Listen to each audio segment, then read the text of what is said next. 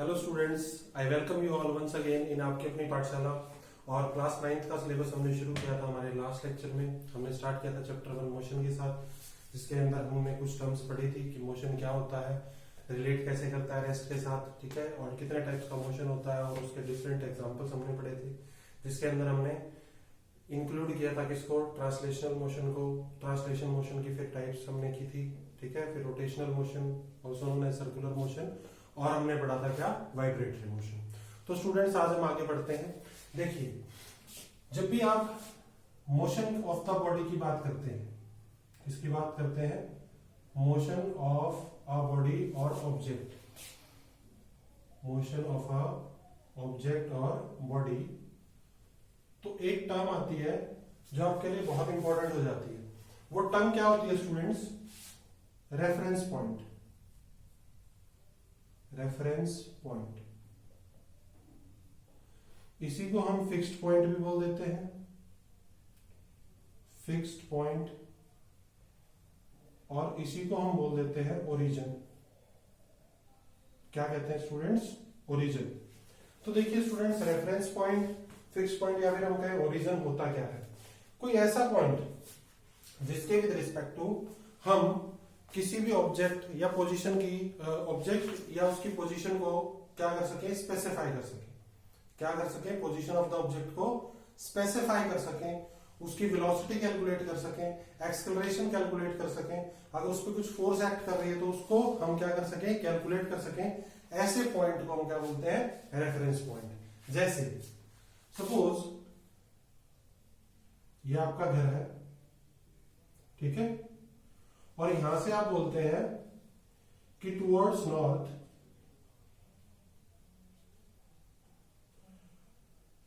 2 kilometres पे क्या है आपका school. Your school lies 2 kilometres towards north from your home.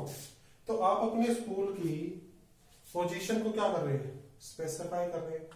2 kilometre cover करने में आपको कितना टाइम लगेगा वो कैलकुलेट कर लेंगे, तो आप अपनी स्पीड को कैलकुलेट कर सकते हैं। सिमिलरली आप अपने एक्सेलरेशन को क्या कर सकते हैं, कैलकुलेट, ठीक है। तो बेसिकली जो फिक्स्ड पॉइंट हुआ जिसके विद रिस्पेक्ट टू आप पोजीशन निकाल रहे हैं किसकी, स्कूल की, वो फिक्स्ड पॉइंट क्या हुआ, आपका घर यानी योर होम। तो यहाँ पे रेफरेंस पॉइंट या फिर ओरिजिन क्या हुआ, हमारा होम, राइट। तो रेफरेंस पॉइंट या ओरिजिन को अगर हम डिफाइन करेंगे तो हम क्या करेंगे, क्या बोलेंगे, the fixed point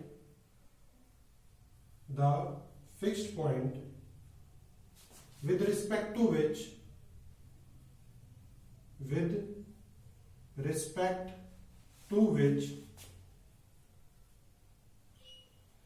position of an object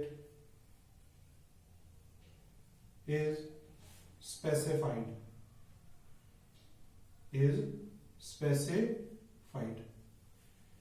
ऐसे पॉइंट को हम क्या बोलेंगे, रेफरेंस पॉइंट, ठीक है।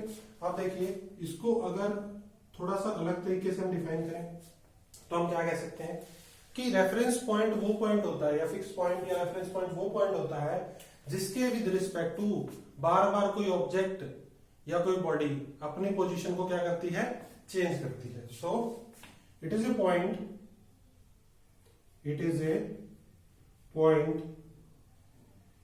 with respect to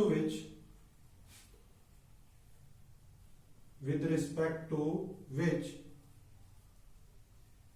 a body changes its position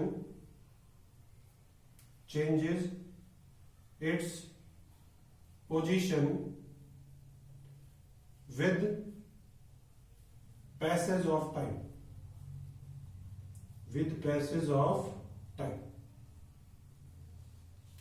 body क्या करती है, अपनी पोजीशन को चेंज करती है with the passage of time. अब देखिए, रेफरेंस पॉइंट जो है अगर उसकी बात करते हैं हम, तो किसी पर्टिकुलर रेफरेंस पॉइंट के विद रिस्पेक्ट टू क्या हो सकता है, कोई ऑब्जेक्ट किस में हो सकता है, मोशन में हो सकता है। लेकिन किसी दूसरे रेफरेंस पॉइंट के विद रिस्पेक्ट टू वही ऑब्जेक्ट किस में हो सकता है, रेस्ट में हो सकता है। कैसे? सपोज हमारे पास एक पर्सन है who is standing by the side of the road, ठीक है, और इनके पास से लेट मी से कोई बस क्या करती है, ट्रेवल करती है। बस क्या कर रही है, ट्रेवल, ठीक है। बस के अंदर मान लीजिए आपके पास पैसेंजर्स हैं, ठीक है, और this is the driver of the bus. तो देखिए, अगर आप बात करें जो बस के पैसेंजर्स हैं वो with respect to this observer, person outside the bus, person outside the bus, तो इसके विद रिस्पेक्ट टू तो वो किस में होंगे, मोशन में होंगे। तो अगर हम इसको ओरिजिन माने, रेफरेंस पॉइंट माने, तो ये सारे जो पर्सन इस बस के अंदर बैठे हैं ये किस में होंगे, मोशन में होंगे। किसके with respect to, a person standing outside the bus. लेकिन अगर ये सभी पर्सन्स को हम देखें with respect to driver of the bus, अगर इसको हम ओरिजिन माने, रेफरेंस पॉइंट माने, फिक्स पॉइंट माने, तो ये सारे किसमें होंगे, रेस्ट में। इसके विद रिस्पेक्ट टू किसमें थे, मोशन में, और ड्राइवर के विद रिस्पेक्ट टू, ड्राइवर के विद रिस्पेक्ट टू किसमें है, रेस्ट में। इसका मतलब क्या हुआ कि अगर रेफरेंस पॉइंट चेंज होता है तो हम ये बोल सकते हैं कि रेस्ट टू मोशन और मोशन टू रेस्ट हमारे पास क्या होता है, कन्वर्जन हो सकता है कि एक पर्टिकुलर फिक्स पॉइंट के विद रिस्पेक्ट टू ऑब्जेक्ट किसमें है, मोशन में, और उसी किसी दूसरे रेफरेंस पॉइंट या फिक्स पॉइंट के विद रिस्पेक्ट टू देखें तो ऑब्जेक्ट किसमें है, रेस्ट में। इसका मतलब मोशन और रेस्ट दोनों क्या है, रिलेटेड टर्म्स। क्या है, रिलेटेड टर्म्स, ठीक है। तो आप कह सकते हैं कि आपके पास मोशन और रेस्ट एक दूसरे के क्या है, काउंटर पार्ट, ठीक है। नेक्स्ट देखिए स्टूडेंट्स, तो ये रेफरेंस पॉइंट है, बहुत इंपॉर्टेंट है, आपको प्लस वन में भी काम आएगा, ठीक है, 9th क्लास में तो काम आएगा ही आएगा, ठीक है। नेक्स्ट देखिए, नेक्स्ट आगे बढ़ने से पहले हमें दो चीजों के बारे में बहुत अच्छे से पता होना चाहिए, और ये ऐसी टर्म्स मैं आपको बताने जा रहा हूं जो जब तक आप साइंस पढ़ेंगे, और साइंस में स्पेशली आप क्या पढ़ेंगे, फिजिक्स पढ़ेंगे, तब तक ये आपके काम आने वाले हैं। चाहे आप किसी भी क्लास में चले जाएं, आपको ये दो टर्म्स से फेमिलियर होना ही पड़ेगा। इनसे फेमिलियर हुए बिना आप फिजिक्स कैरी फॉरवर्ड नहीं कर सकते। तो क्या है वो टर्म्स, देखिए हमारे पास है scalar and vector physical quantities, physical quantities.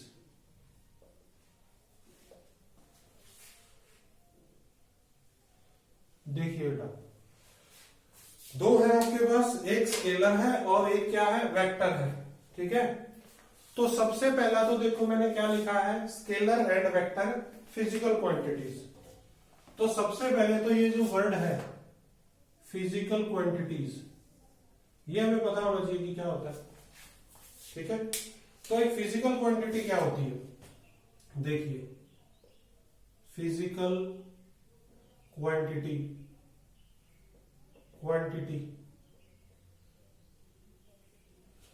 एक ऐसी क्वांटिटी जिसको स्टूडेंट्स हम मेजर कर पाए, क्या कर पाए, मेजर कर पाए। मेजर मतलब जिसको हम माप पाए, उसको हम क्या बोलेंगे, फिजिकल क्वांटिटी। तो a quantity which can be measured is known as physical quantity. Physical quantity. और इसको मेजर करने में हेल्प कौन करेगा? हमें हेल्प करेंगे हमें फिजिक्स लॉज। कौन हेल्प करेंगे? Physics laws. तो ऐसी क्वांटिटी को हम क्या बोलेंगे? Physical quantity. एग्जाम्पल इसके स्टूडेंट्स बहुत सारे हैं। फिजिक्स की कोई भी क्वांटिटी उठाएंगे वो आपको फिजिकल क्वांटिटी मिलेगी। क्यों? क्योंकि फिजिक्स मैंने आपको फर्स्ट लेक्चर में बताया था क्या है? Study of measurement. और फिजिक्स के अंदर जो क्वांटिटी होगी उसको आपको मेजर करना पड़ेगा। ठीक है, तो कौन कौन सी है आपके पास quantity? Mass, length, time,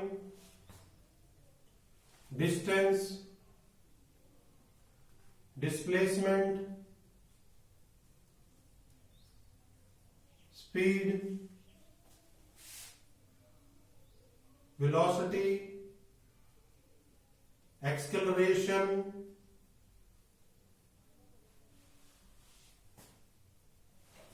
momentum,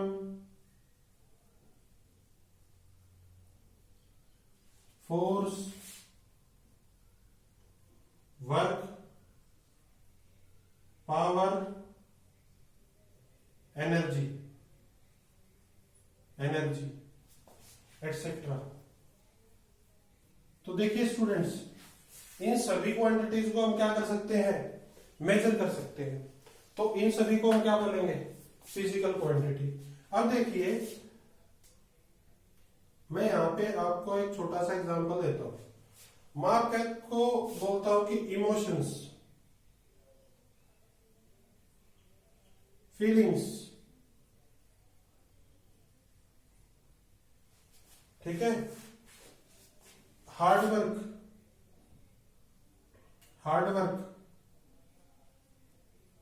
worship, क्या आप इनको मेजर कर सकते हैं? इमोशन को मेजर कर सकते हैं आप? नहीं कर सकते। फीलिंग्स को नो। हार्ड वर्क क्या बताएंगे? Is very hard working. How much बता सकते हैं? 2, 4, 6 को मैग्नीट्यूड में कोई वैल्यू बता सकते हैं? नो। वर्शिप नहीं बता सकते आप। तो इनको हम मेजर नहीं कर पाते। We can't measure them, we can't measure them, and if we can't measure them then they are not physical quantities. They are not physical quantities.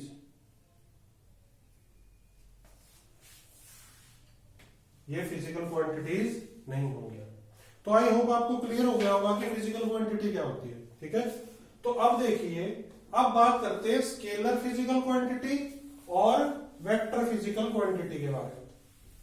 ठीक है, अब बुक्स में पढ़ेंगे। बुक्स में आपको कुछ बुक्स में लिखा मिलेगा scalar and vector physical quantity, कुछ में डायरेक्ट लिखा होगा कि स्केलर क्वांटिटी है और क्या है? Vector quantity. लेकिन होती क्या है ये? They are physical quantity. ठीक है, स्केलर क्वांटिटीज देखिए, स्केलर क्वांटिटीज। स्केलर क्वांटिटी क्या होती है? एक ऐसी क्वांटिटी जिसका मैग्नीट्यूड हो, सिर्फ डायरेक्शन की कोई सेंस ना हो जिसके अंदर, उसको हम क्या बोलते हैं? Scalar quantity. मैग्नीट्यूड बेसिकली हम रेफर करते हैं उसके साइज से। ठीक है, तो a quantity having only magnitude या हम कहें size is vector physical quantity, scalar physical quantity, या सिंपली मैं बोलूं स्केलर क्वांटिटी। कैसी क्वांटिटी? Scalar quantity.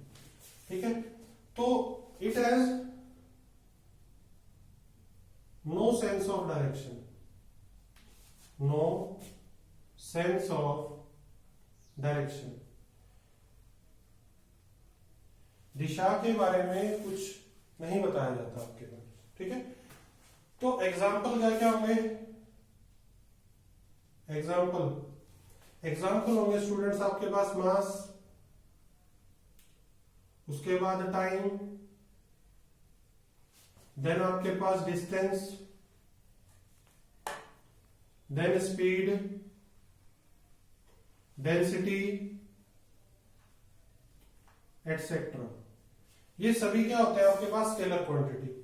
डिनोट कैसे करेंगे हम? मान लीजिए हम सीधा बोले कि mass of an object, mass of an object is equal to 2 kg। क्या बोल दिया हमने? 2 kg। तो यहां पे जो 2 है, ये जो न्यूमेरिकल वैल्यू है, इसको हम क्या बोलते हैं? मैग्नीट्यूड। क्या बोलते हैं? मैग्नीट्यूड। और ये तो आपको पता ही है क्या होती है? यूनिट। क्या होगी? यूनिट आपके पास। सिमिलरली आप बोल रहे हैं distance of an object. Distance को हम डिनोट करते हैं एस से। मान लीजिए मैं कहता हूं distance of a object is 20 metre. तो आपके पास 20 क्या हो गया? मैग्नीट्यूड, और मीटर आपकी क्या हो गई? यूनिट। ठीक है। तो सिंपल जो अल्फाबेट्स हमारे इंग्लिश अल्फाबेट्स, उससे हम क्या करते हैं? डिनोट करते हैं। ठीक है। क्या करेंगे? डिनोट करेंगे। ठीक है। तो अब देखिए आपके पास नेक्स्ट जो है वो क्या है? Vector quantity. देखिए वेक्टर क्वांटिटी क्या होती है?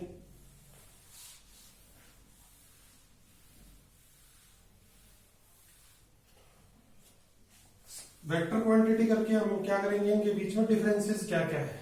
तो देखिए students, vector quantity, vector quantity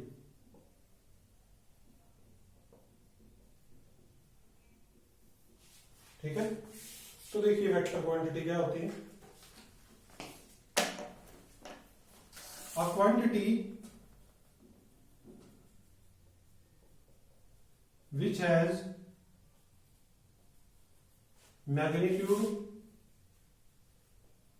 magnitude और हम कहें size, and also have sense of direction।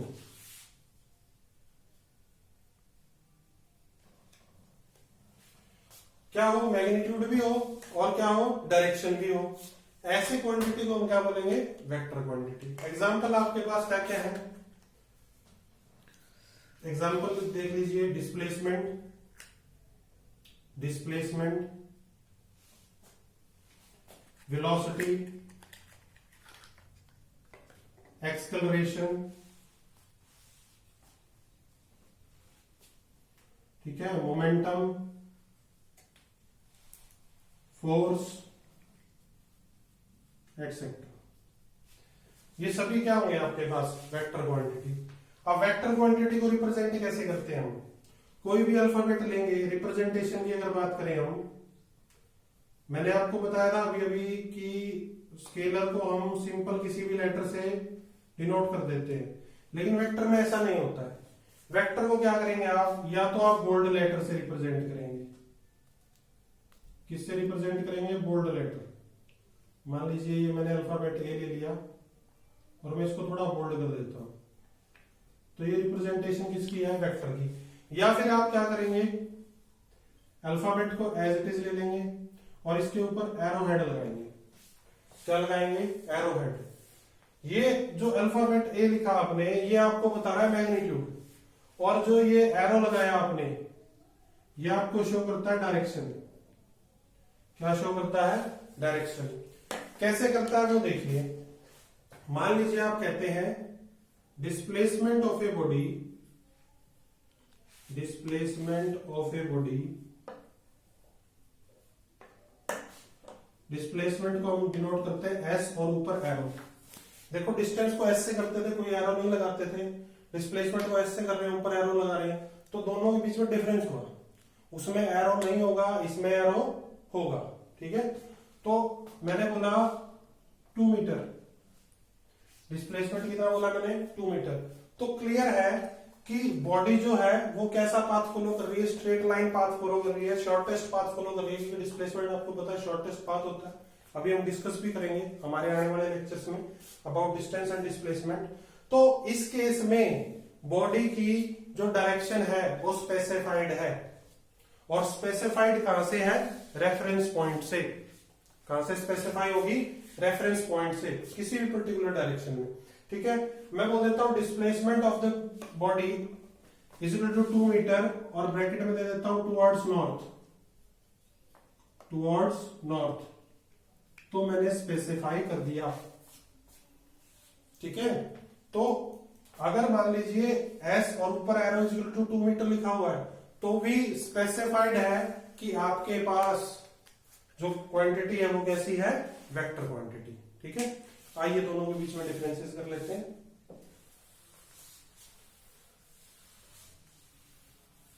Scalar और वेक्टर के बीच में डिफरेंसेस देख लेते हैं।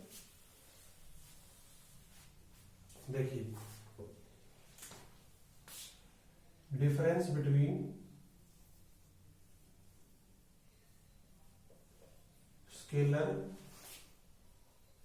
And vector quantities. ठीक है, देखिए स्टूडेंट्स, क्या क्या डिफरेंस होता है स्केलर और वेक्टर के बीच में। हम इस साइड मेंशन कर लेते हैं स्केलर, और यहां पे मेंशन कर लेते हैं हम वेक्टर।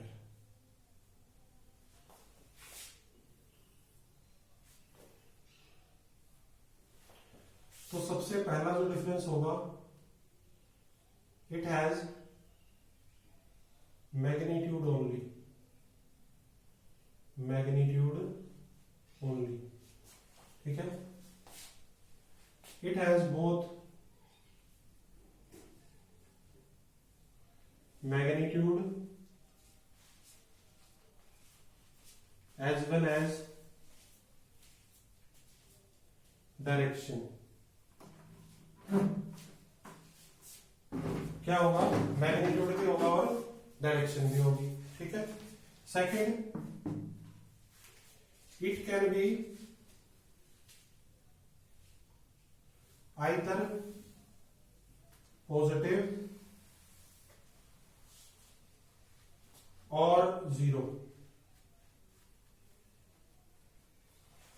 जो स्केलर क्वांटिटी है वो या तो पॉजिटिव होगी या बेटा क्या होगी, जीरो। ठीक है, और जो वेक्टर क्वांटिटी है, it can B positive, negative और जीरो। पॉजिटिव भी हो सकती है, नेगेटिव भी हो सकती है, जीरो भी हो सकती है। ये हम आपको एक्सप्लेन करेंगे बहुत अच्छे से अभी, जो हमारा नेक्स्ट टॉपिक हम करेंगे नेक्स्ट लेक्चर में डिस्टेंस डिस्प्लेसमेंट के बारे में, कि हमने जो पॉइंट लिखा है इसको कैसे हम जस्टिफाई करते हैं। ठीक है, next, it is denoted by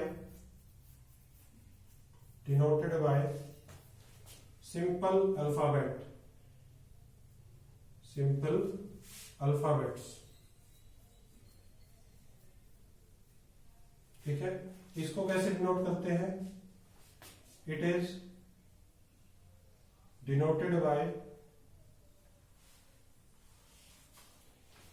either bold alphabets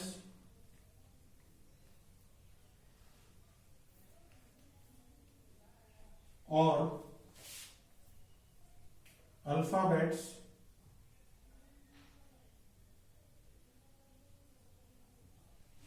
with arrow on it। जैसे इसकी बात करें तो एग्जांपल सिंपली हम ए लिख देते हैं, और इसकी बात करें हम अगर एग्जांपल की, तो हम क्या लिखेंगे, या तो बोल्ड में ए लिखेंगे, या हम क्या करेंगे, ए के ऊपर क्या लगा देंगे, एरो। ठीक है, तो उस क्वांटिटी को हम क्या बोलेंगे, वेक्टर क्वांटिटी। ठीक है, अब देखिए एग्जाम्पल्स की बात मैंने आपको उसमें बता दिया था, तो एग्जाम्पल्स आप लिख लेंगे, मास, time, distance, speed,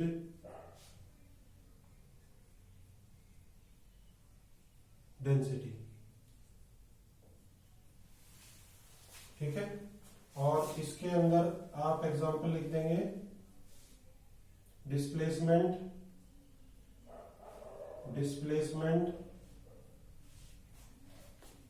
velocity, acceleration, force,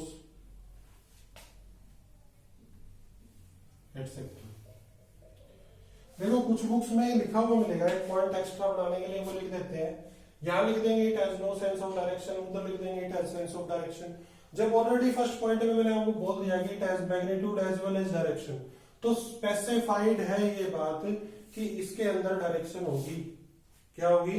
direction होगी। ठीक है, अब एक डिफरेंस ऐसा है जो आपको किसी बुक में नहीं मिलेगा, आप पढ़ेंगे ना 9th क्लास की बुक में तो एटलीस्ट नहीं मिलेगा। ठीक है, वो क्या डिफरेंस है कि जो स्केलर क्वांटिटी होती है ना वो वेक्टर क्वांटिटी के बराबर हो सकती है, ठीक है, या फिर उससे क्या होगी? ज्यादा होगी।